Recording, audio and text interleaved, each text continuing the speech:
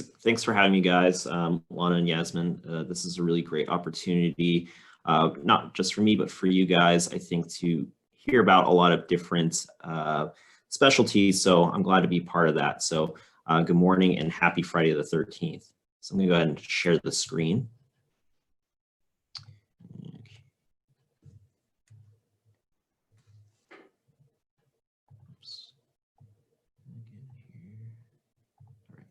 There we go. Okay, well, like they said, I'm Dr. Michael Feldmeier. I'm both a child psychiatrist and a general psychiatrist, just fresh out of training. So I actually had a very unique way of training as far as the order that I did my fellowship in, but I'll get a little bit to that later. Right now, I just started my private practice, and I'm currently still doing some inpatient work on the adult side of things through the county setting. So my days are very, very different. So I just want to give you guys a little bit of perspective about both of those. So here's what we're going to cover today. First, I want to talk a little bit about my medical training journey. It's been, for me, a little bit rocky, especially during medical school. I'd say for me, residency was much more smooth than the whole medical school journey. So I'm going to talk specifically about some of the struggles that I had during that time. Then I'm going to talk kind of what you guys are here for, talk about child psychiatry specifically. And, you know, I can't cover everything. So I purposely left the talk pretty short, just so that way you guys can ask me any specific questions. And then I'm going to walk you through a day in my life as far as my inpatient work, as well as a day in my life on the outpatient work. So here we go. So first, let's talk about kind of my timeline getting to where I've gotten today. It's been, for me, about a 15-year journey since starting college. So going into psychiatry is a long process. It's not one of the shorter residencies for, if you want to go into child psychiatry, it takes 5 years if you want to fast track. Some people end up doing 6 years if they just complete their adult training followed by their child psychiatry training. I want to reference you guys to Dr. Pham's talk. She was the PGY3 who did a talk about general psychiatry. She did a very good job, so I'm not going to try and repeat everything she said. But if you're interested in psychiatry in general, definitely check out her talk, and that's on YouTube on the SDS channel. So here's my timeline. I started at UC Riverside getting my undergraduate in my undergraduate BS in biological sciences. It was a pretty smooth time in school. I didn't do that much research. What I ended up doing was more clinical-based work. I actually worked for the sports medicine department at UC Riverside, thinking I wanted to go into sports medicine or pediatrics or even emergency medicine for a while. I did take a gap year because I didn't get in on my first try at medical school. So I was an ER technician for a year in a hospital.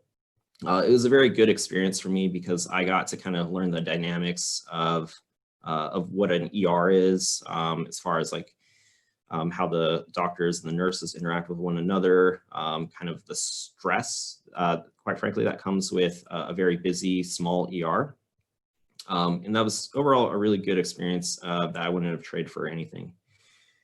My second year, during this is now my, I did start my second application for medical school at the beginning of this year. And I did I attempted a master's program in biochemistry. And then I went through the application process, interviews, and I got into medical school. So I ended up leaving that biochemistry master's because it was a 2-year master's, and you know, I wanted to go to medical school, and that was the whole purpose of even going to it. So I ended up leaving that master's program and going to Rush Medical College in Chicago. So for me, I've been in California my entire life except for this time. So it was like a huge kind of deal moving out to the Midwest. And then I got into the UCLA San Fernando Valley VA General Psychiatry Residency Training Program. That's a mouthful.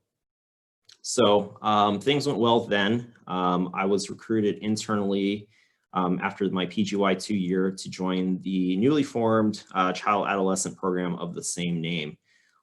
Just so you guys know, this is not typical. You don't typically start your child training during PGY 3-year, but they didn't match anyone, and they wanted to, let me go up there, and I did. So fortunately for me, my training program was a bit unique that we started our outpatient training in our 2nd year. So I did have some experience with outpatient work before jumping into it. Otherwise, it would have been probably kind of scary. Then something weird happened. So my home institution, the San Fernando program, ended up splitting into 2 different programs during the middle of my fellowship. So I ended up defaulting to the UCLA West LA VA Child Psychiatry program, which I think is now suspended just because they haven't gotten everything in order to continue that. I do hope that they do continue it in the future, because it was a really interesting program where we got to work with families of veterans in looking at like intergenerational trauma. So once I was complete with my fellowship training, I then transferred back to, well, what I say is back to the UCLA All of You program, which is where we did our intern training. And I became the chief resident. I had one other chief resident with me, one other co-resident. Yeah, so we kind of started out this new program, and it's going strong now. So if you're interested in child psychiatry, or if you're interested in general psychiatry, I would check out kind of both programs because they are very good. This year I graduated and started the Level Up Mental Health Psychiatry Clinic, which is Child Psychiatry Private Practice that I run now. Okay, now I want to talk to you guys about some of the problems I ran into during medical school. So I just want to be as kind of honest with you guys as possible. The jump from undergraduate education to medical school is pretty jarring. It's just, there's such a huge volume of information that you have to acquire effectively, quickly. Otherwise, you get kind of left behind and washed out. So, that I think a lot of people say it, but you're not really ready until you experience it. So it is going to be a bit of a shakeup unless you are, very good at studying efficiently. And that's something you do learn in undergrad, but it's going to be that, but so much more. I could tell from my first test in medical school that things were going to be pretty difficult. It seemed like every test after my first test, I started just passing by maybe a point or 2 throughout the whole MS 1 year. But I did okay. I got through MS 1 year. But by MS 2 year, things started to get a bit overwhelming for me. So I was kind of always just on the fence with my scoring, but I was always on the greener side of the fence. But MS 2 year, I started experiencing some personal issues that began to pile up. Important to know that in medical school, your life doesn't pause for you. It just keeps going. And, at the same time, you're also supposed to start studying for USMLE Step 2. And that was looming in the horizon as you typically take your Step 1 after MS 2 year, or at the end of MS 2 year. During MS 2 year, I started failing some block exams. Instead of passing by 1 or 2 points, I started failing by 1 or 2 points.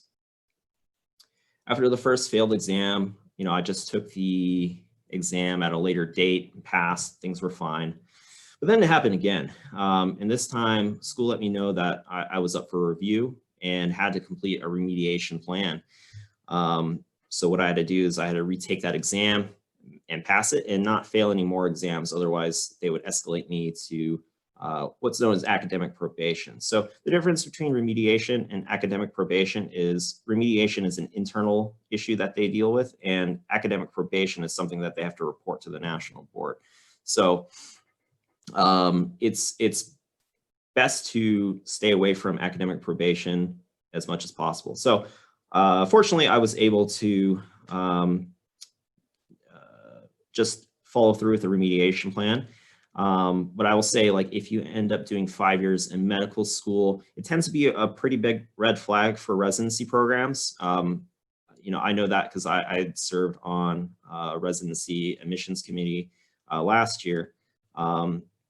It doesn't completely discount you from every residency, but there are going to be a lot of programs that are going to see that in a negative light. So just be aware of that.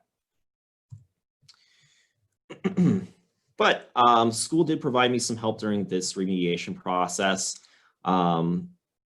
What I'll say is, you know, there's always been a problem with me with attention and focus.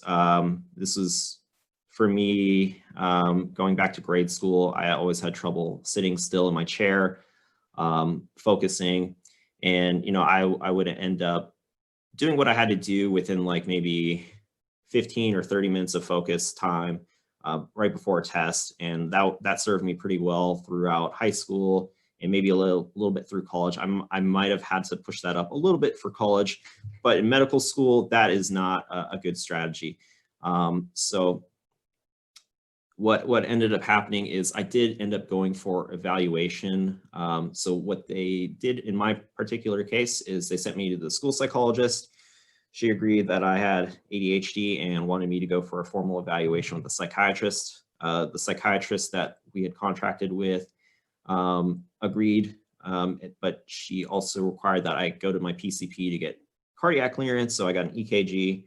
And then eventually I went back to the psychiatrist and got started on Ritalin or methylphenidate. Along with that, what was very helpful was I was also seeing an academic psychologist who would work with me with test taking skills and sort of avoidance I'd been having with getting started with work, with studying. It's not uncommon to spend, you know, 16 to 18 hours a day studying when you're in medical school. And, you know, how much of that is effective is kind of dependent on who you are and how focused you are during that time. I would sit down and study for 18 hours, but maybe I'd get 2 hours of effective studying done. You know, I was constantly distracted or not focused, or just kind of trying to rote memorize things and not really internalizing it. So I did spend a lot of time learning how to learn with that school psychologist. So yeah, so it was very helpful. The school did have a good plan. And I think it bears mentioning that once you're in medical school, the school wants to see you do well. So they'll do anything that they can to help you be successful and get through medical school. And, you know, that could be for altruistic reasons. It could be just because they want to have, you know, their pass rate be high. But to me, it doesn't really matter. But there was that support. So I got through MS2 year and I got through step 1 somehow. But I continued to struggle with the content during my clinical rotations, as, you know, I was always playing catch up. Because I didn't effectively learn my MS1, MS2 material. So my first year of clinical study, MS3, was probably the hardest year for me.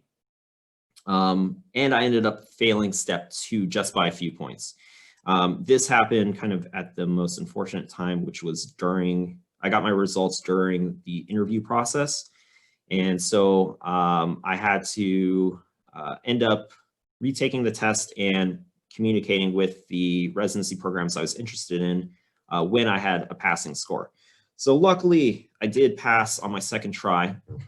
And if you guys have questions about this later, go ahead and ask. But I entered into the couples match with my now wife. We were both from California, so it was very important for us to get back to California. So I ended up going to one of the UCLA branch programs, and she ended up going to USC.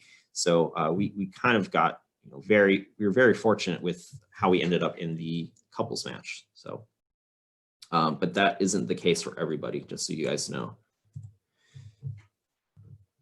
Some takeaways, I would say, medical school is very challenging, but anyone who gets into medical school has the capacity to pass through medical school.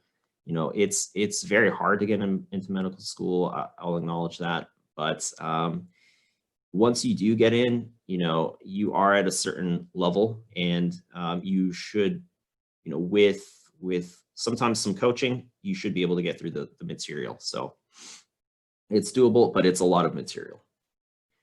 You know, if you're going through something or having learning difficulties, it's better to get help sooner than later, rather than kind of push it off. The sooner you can kind of face that reality, the better.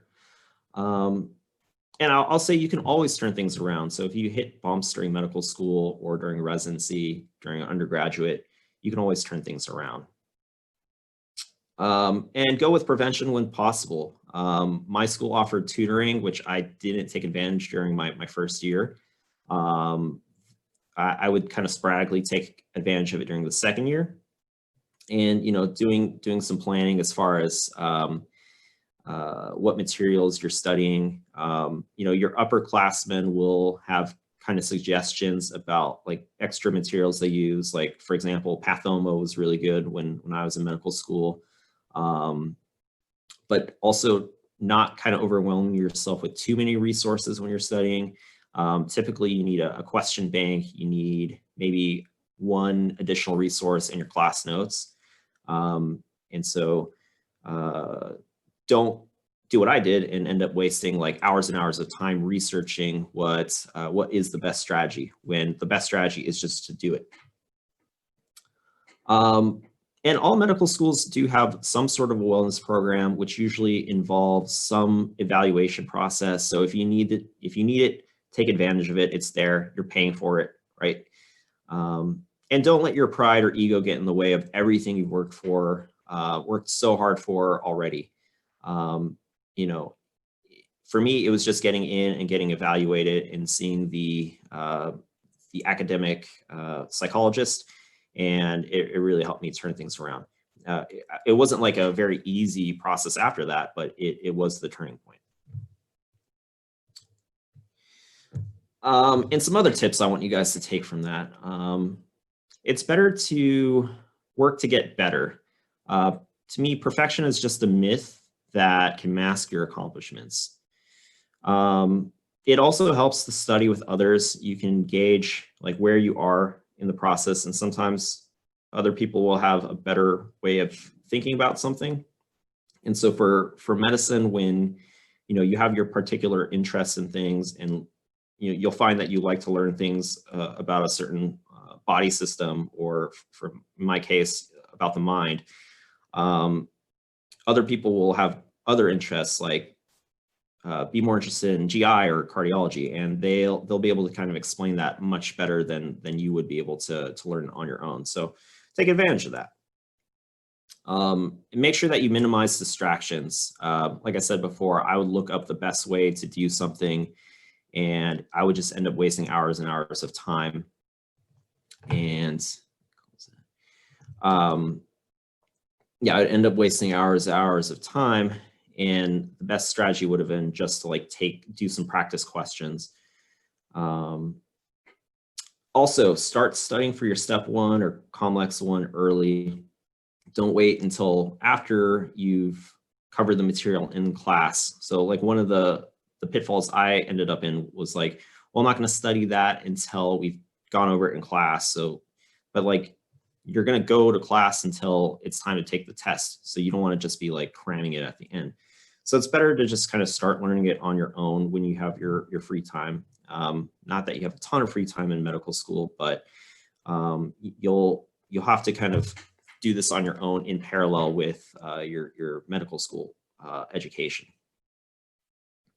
And it's really great to find someone to advise you.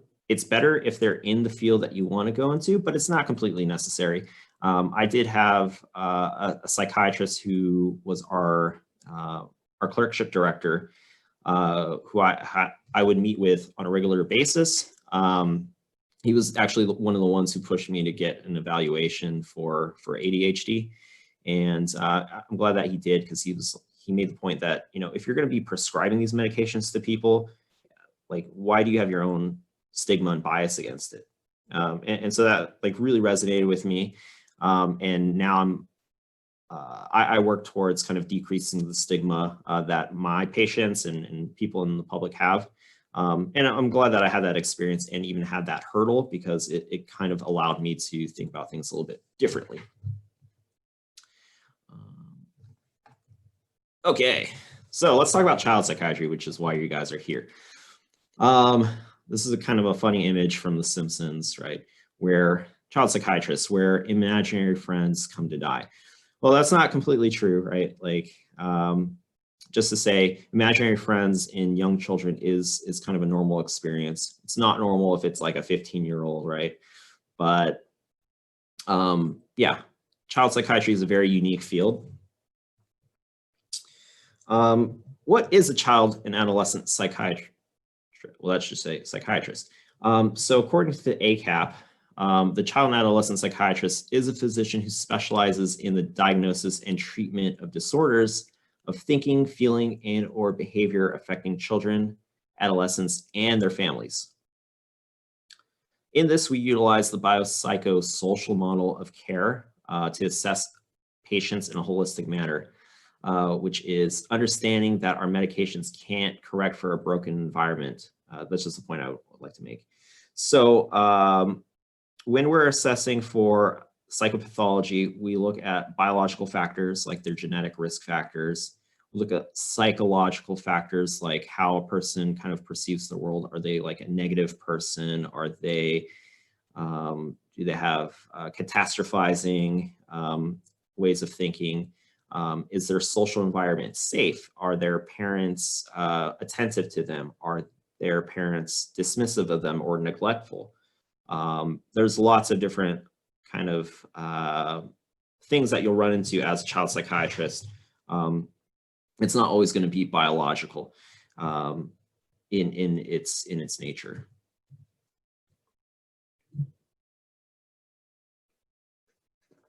So what is it that we do? So psychiatrists conduct mental health evaluations with the purpose of providing treatment and diagnosis to a number of conditions, including mood disorders, that's like depression, bipolar disorder, anxiety disorders, including generalized anxiety disorder, OCD, among others, social anxiety too.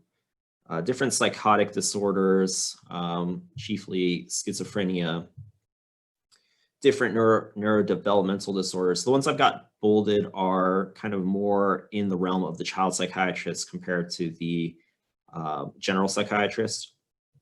But general psychiatrists will run into these, you know, in the adult form, right? So it's important to learn these. So you'll run into things like ADHD, autism spectrum disorder, intellectual disabilities, among other things. And typically when you have one you're at a higher risk to get a second neurodevelopmental disorder if you have one in general. So typically you'll see kids with autism and ADHD, or a learning disability and ADHD, any kind of combination of all those things. Also now we see a lot of substance use disorders in child psychiatry. In my population, we see a lot of kids who are vaping marijuana, and sometimes it's sort of as an escape for anxiety, but sometimes it has like pretty severe consequences as far as inducing like a bipolar presentation. I've seen kids in full-blown mania simply from using marijuana. Kids without like family histories who've been doing well beforehand. So, and then also behavioral disturbance is sort of a general catch-all term for any kind of behavioral issues that they're having either at the home or in school or another environment. So here's Freud. Fun fact, Freud is actually a neurologist, but his theories are the basis of psychoanalytic theory, which psychiatry derives a lot of its thinking from. So some tools that we use. We employ the following. So we are still physicians. You know, you do kind of everything that you would do as any kind of physician. It doesn't change. So what that means is you're going to do a thorough medical exam and history. You're going to do screening tests with that clinical exam.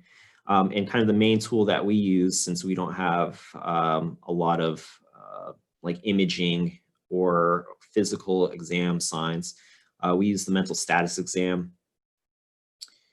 And sometimes you'll also utilize lab testing to rule out medical causes to some of these mental health symptoms.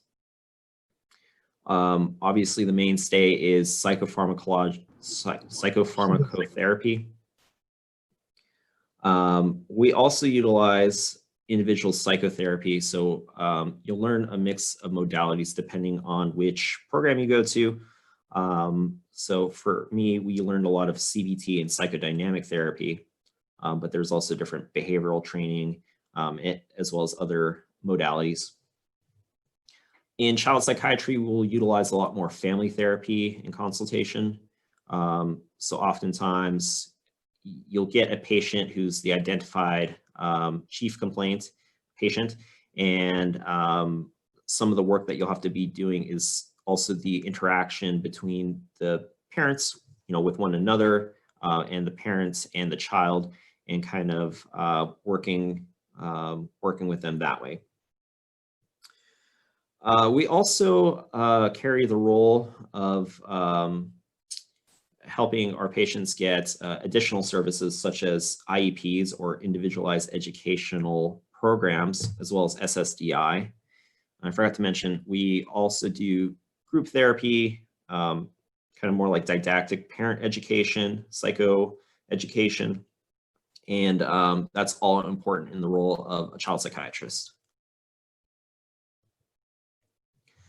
So I want to highlight the phenomenal need for child psychiatrists right now. So right now, you guys may know this, but the death rate by suicide in young people is increasing pretty at an alarming rate. So here it's increased from 2007 to 2017 by 86%. So nearly doubling, which is pretty horrifying. The overall number of child psychiatrists increased by 21% in that time.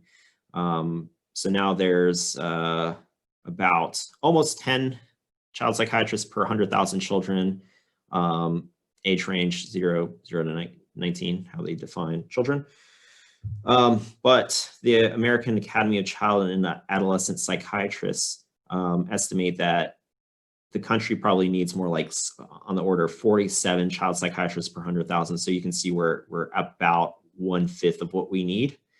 Another kind of complication of that number is a lot of child psychiatrists end up not practicing child psychiatry. They end up practicing adult psychiatry just because maybe that's the job that was available. Or kind of in a funnier case, as the children trust you and grow to know you, they want to stay with you as a psychiatrist. And so if you're a psychiatrist for long enough, eventually all of your patients change from being children to adults. So as they age, maybe you don't get more children and you just kind of stick with the patients that you have. So that can happen as well. And yeah, kind of another alarming fact is only about 49% of the 7.7 million children with mental health issues get any kind of mental health care. So that's psychiatry, social work, therapy, anything. So as you can imagine, of that 49%, only a fraction of that is actually seeing a psychiatrist or even a family practitioner or a primary care doctor who treats some of the mental health issues. 70% of the US counties have 0 child psychiatrists. So I meant to print out a map or show you guys a map, but there's like, if you look at a given state, you'll see a bunch of places where there's like severe need, and then you'll see places where there's 0 child psychiatrists. So most child psychiatrists end up concentrating in the major metropolitan areas. So places like Los Angeles, New York, Chicago. You know, I'm in Los Angeles myself, so so if you're a child in a rural area, it's very difficult to access child psychiatry. But one of the good things is now that we have more access to telepsychiatry, the access is starting to improve. So as long as they're within the state, people can see their child psychiatrist. Okay, so let me talk a little bit about the training route to become a child psychiatrist. So the traditional way, which I don't know if it's more common than the fast track version, but typically you do your 4 years of adult general psychiatry, then you match into a child program and do 2 years of the child program. There's a nice thing where you can have an integrated program where you'll do, sometimes you'll do a little bit of pediatric medicine, but you'll start the child training a little bit early, like in this example, PGY2. What most people I know have done the fast track version where you do 3 years of general psychiatry, you truncate off that 4th year, and you end up doing the 2 years of child psychiatry training. I did kind of this, but take that 3rd blue box and put it at the end for me, because I started in PGY3. So by PGY5, I was chief resident. So that's kind of a unique way to go about it. There's also a triple board program if you're interested in also getting board certified for pediatrics.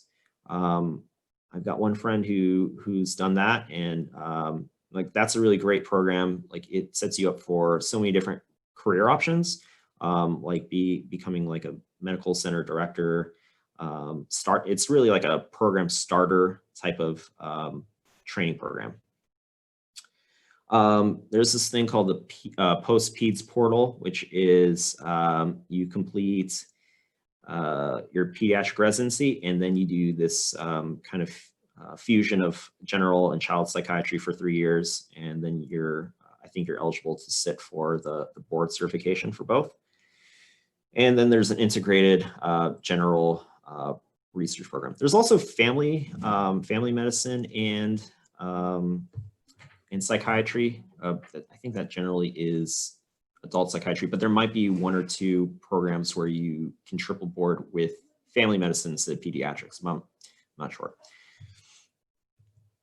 Okay, so what does a career in child psychiatry look like? So there's a lot of variety in what you can do as a child psychiatrist. Obviously, you can be an inpatient child psychiatrist, yeah, there's still a need for that. You can do what's called a consult liaison psychiatry, which is sort of more like med psych. You're typically consulting or a consultant for pediatric inpatient teams when a patient is showing any sort of mental health issues while going through their treatment. You can also do ER psychiatry, which I did in my training. Subacute treatment, which is sort of just a step down from ER, like maybe you want to observe the patient overnight. Then there's residential treatment. So for more severe cases of mental illness, where there may be violence in the home, they'll end up going to residential treatment for more quality, high quality care. There's also now specialty residential programs. So I'm sure you guys have heard of substance abuse programs, but there's also eating disorders programs, as well as video game and internet addiction programs, which I'm hoping to join one of these programs hopefully next year, once this pandemic's over. There's also PHP, or partial hospitalization, as well as intensive outpatient, which is sort of like you do all the programming that you would do on inpatient psychiatry as a patient, and still go about your day normally and sleep at home. So then there's outpatient clinic. So you can do this as within a group, or do it as a solo practitioner, such as I do. There's also forensic work that you can do if you want to work in courts, doing reports and being an expert witness. You can do parent training seminars and consulting for a number of different, I guess, consulting firms. So my days can look pretty different. So right now I am a child telepsychiatrist in a private practice, solo practitioner, and I have a side job where I work on the weekends as an adult inpatient psychiatrist in person. So my days are very different. So I want to walk you through kind of what like an average day would look like in telepsychiatry, outpatient child psychiatry. And so yeah, I might start the day seeing a new assessment of a 16-year-old with a chief complaint of low motivation to complete schoolwork. And with the pandemic, you see a lot of these types of cases at this point this year. Parents are worried about ADHD. Through our visit, patient shows self to be very attentive, but he mentions that he's paralyzed from fear when he's trying to complete his homework, thinking that if he attempts his homework, he'll do it incorrectly, and then he'll feel bad if he gets anything below like an A. We find that he has vague thoughts of wanting to die, but states that he does not feel the urge to end his life. So we start him on SSRI, get him set up with a therapy appointment for next week, and follow up from there. And one thing you'll notice is like for that morning, I might just see one patient. In child psychiatry, the appointments tend to be a lot longer than even adult general psychiatry, which, as you know, general psychiatrists appointments are much longer than, say, a primary care physician's visits. So, so it is kind of a longer evaluation, and that's sort of the standard. In the afternoon, I might schedule all my follow-up appointments. And so I might start out by seeing a 19-year-old female with a history of depression, which has worsened since COVID-19 started. She's now having difficulty sleeping and has been losing weight due to low appetite. During the session, we adjust her meds since she's been tolerating the dose and only been experiencing some mild improvements. So that's kind of like your typical case that you'll see, just a med adjustment. But the cool thing about child psychiatry is you can do both med work as well as therapy. So talk a little bit about some therapy later. So later on, you see a 10-year-old boy with ADHD who has explosive angry outbursts when being told to get off his video games. This is also a very frequent thing that I experience. Seeing these patients not having angry outbursts. But since the pandemic has started, he's been sneaking video games during class, actually. And so we spend this time doing a family therapy session, kind of coaching mom how to set limits and enforce rewards and consequences, and kind of empowering mom. So kind of in this particular case, I would be kind of more focused on what the mom's doing rather than what the child's doing. And so maybe at the end of the day, I might see a 15-year-old girl with trichotillomania and OCD, and we'll do what's called habit reversal therapy to kind of basically reverse those bad habits that have been occurring, and might do some medication adjustment as she's having obsessions about her family members dying in a car accident kind of persistently. So that's pretty much what a typical day would look like in outpatient telepsychiatry in the child clinic. And I do see adults and children, as you can see. So I'm about 60-40 split right now with children to adults, but I see everybody. So what does an adult inpatient forensic unit look like? So on the inpatient side of things, my volume is going to be, typically a bit higher. a lot higher, right? I'm going to see about 18 patients during my day shift. Obviously, I'm not going to be able to spend like an hour with them. So it's going to be a much more focused, truncated exam, looking at kind of whatever the target symptom is. So if they're having auditory hallucinations, kind of trying to gauge if that's improving, if they're having aggression or violent outbursts, decreasing that. If they're having difficulty sleeping, helping them with that. Typically in this particular unit, we see acute exacerbations on chronic severe mental health conditions. So we're seeing things like severe schizophrenia, bipolar 1 disorder, PTSD, depression with suicidal ideation, and schizoaffective disorder. And this is a forensic unit, so everyone here is on a involuntary hold. Yeah, so they're not, so the dynamic is much different than someone who voluntarily comes to see you at a outpatient clinic, right?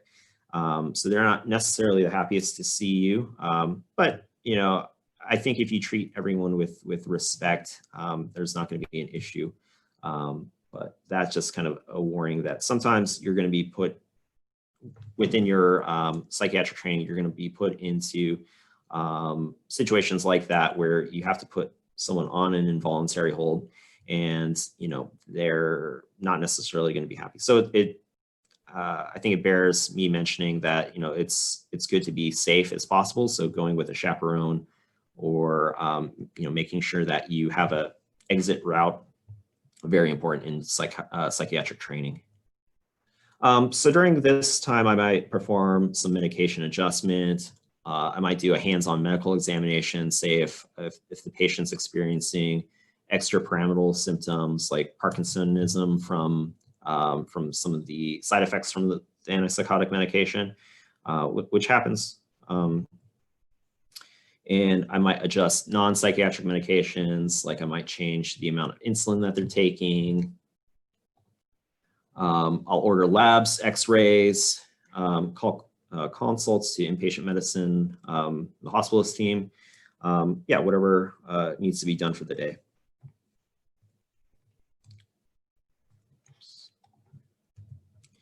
So here are some things that I didn't expect before I went into child psychiatry. I was very surprised by the amount of things that I continued to use from medical school, such as things I've learned on OB-GYN, family medicine, sports medicine. In OB-GYN in particular, I see a pretty high amount of teenage girls.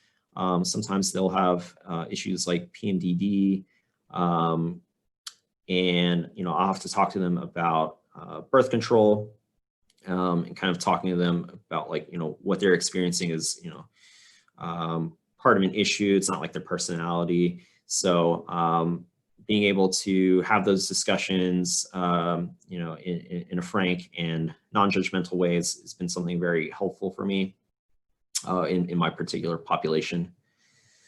And every session, you're essentially teaching your patients something new. So a psychiatrist is essentially a very focused type of teacher, I think. And you're teaching them about how they're experiencing the world, how to look at things a different way, and it's very fulfilling to see those changes over time. Being a good psychiatrist means being a good mental health advocate. So sometimes this means decreasing the stigma that a patient is having against their own mental health issue. So maybe that means like changing their perspective that having ADHD means they're a bad person or something. And you have these conversations pretty frequently. As one of the biggest issues in psychiatry is people becoming non-compliant with their medications because they think, I should have been able to do this on my own. I should have been able to make myself feel happier or less anxious. Like, why am I relying on a medication? And I mean, I would say that's not true, because like if you take the example of a patient who's on hypertensive medications, like, yeah, they can go exercise and eat healthier, but they haven't been. And so putting them on the medications can sometimes be a step in the right direction. And, you have those frank conversations with them. Like, are you actually going to get out of your house and go talk to strangers? Or, can I help you get to that point? One thing kind of unique to me, talking to kids about video games and social media has been an incredibly powerful tool to build rapport. I think it's something that, kind of all doctors shouldn't ignore. If you have the time to go into it, seeing like what these kids are doing online with, with social media, or why the games that they play are important. So for me, like, one of my superpowers as a child psychiatrist has been being able to build rapport with a lot of these kids who are generally very hard to build rapport with. So, if I have one tip, it's ask them like what games they're playing. As a child psychiatrist, you're placed into a very unique position of bringing understanding between family members, which is incredibly powerful.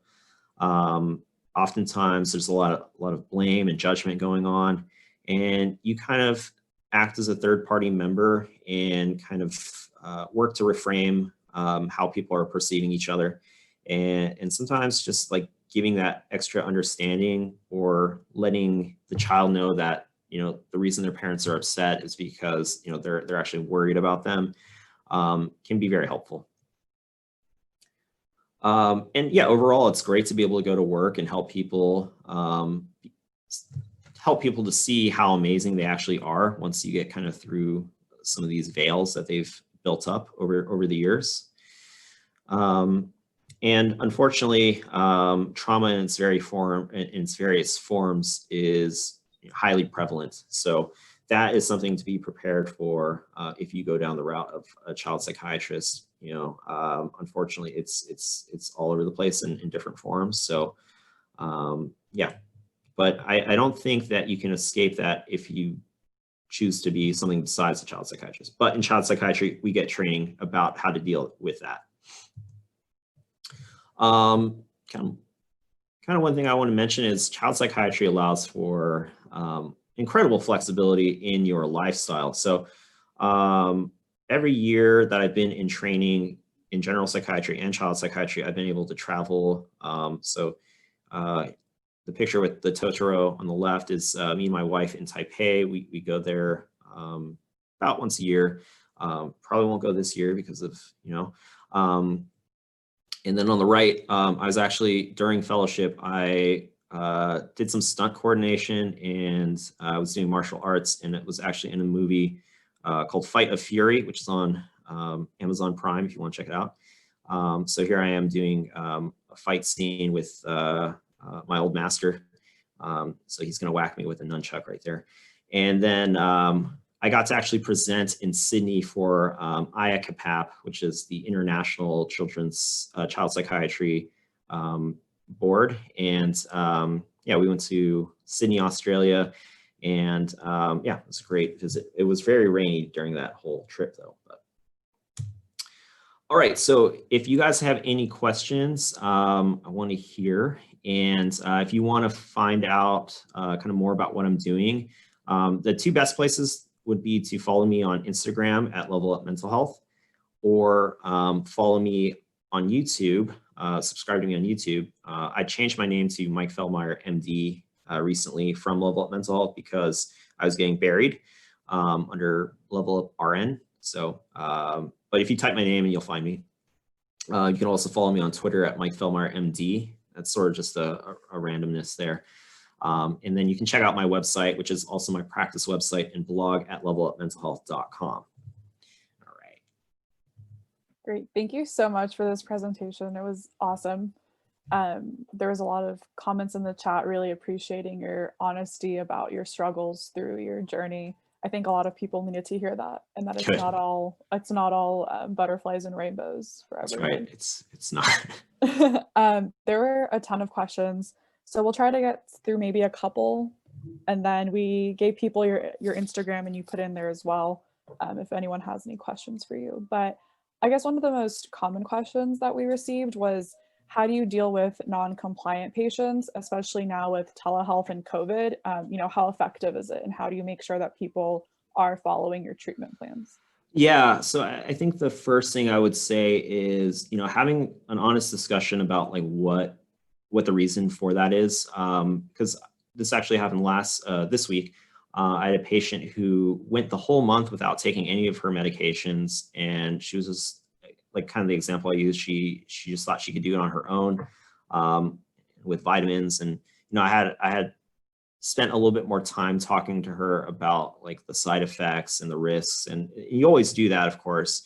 But especially with teenagers, like you have to kind of sometimes do it repeatedly.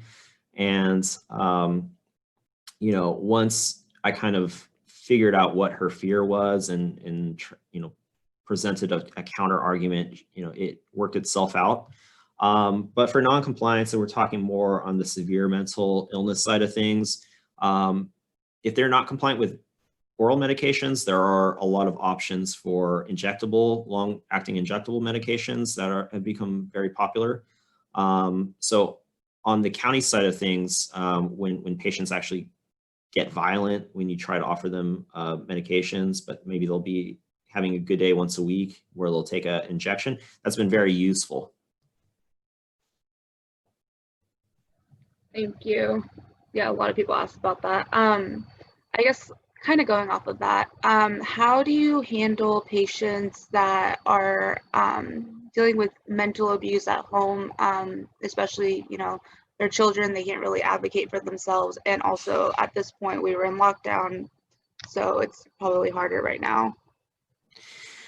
Yeah, so I mean, I think that depends on kind of which population we're talking about. So, so my population is going to be a little bit different than what I think that question's about. So in my population, giving them a voice is very helpful. Like,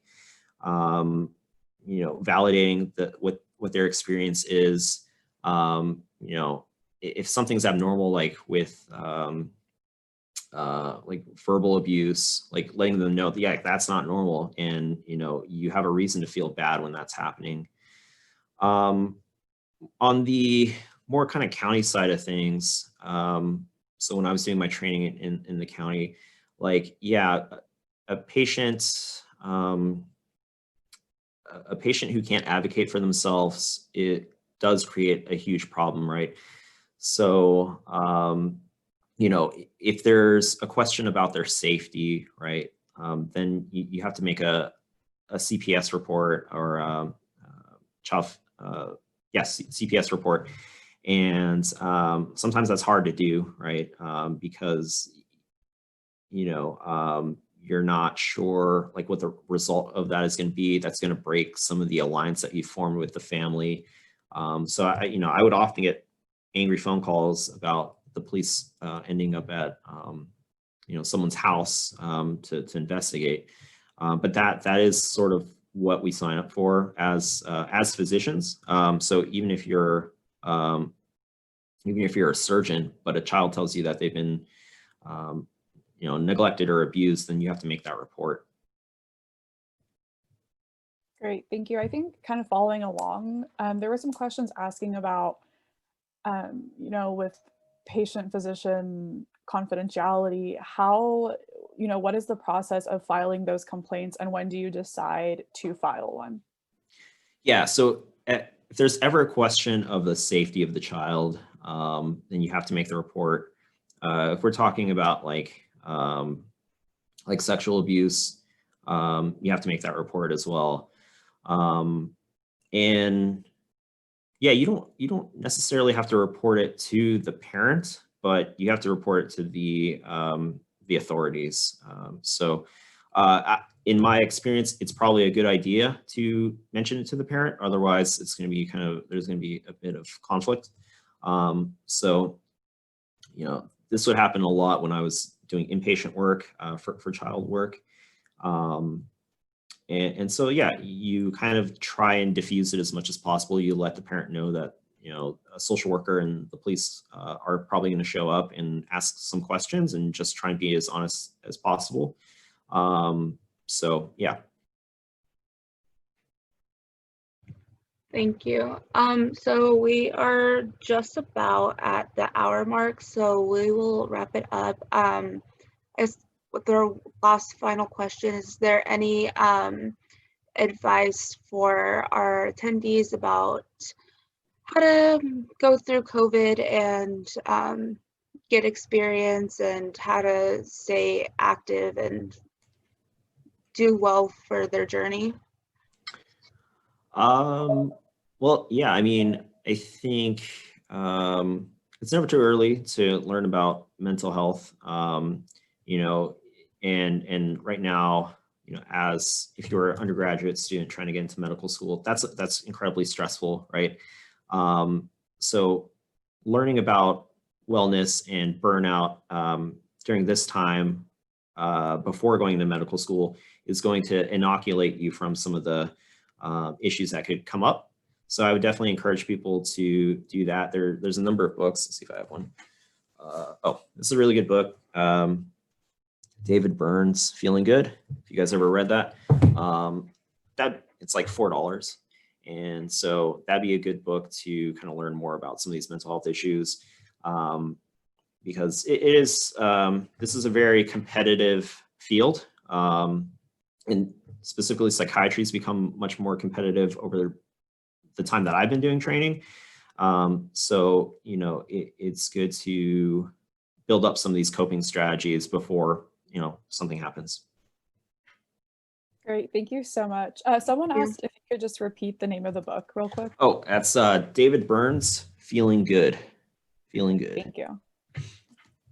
But yeah, thank you so much for this session. It was super inspiring to hear.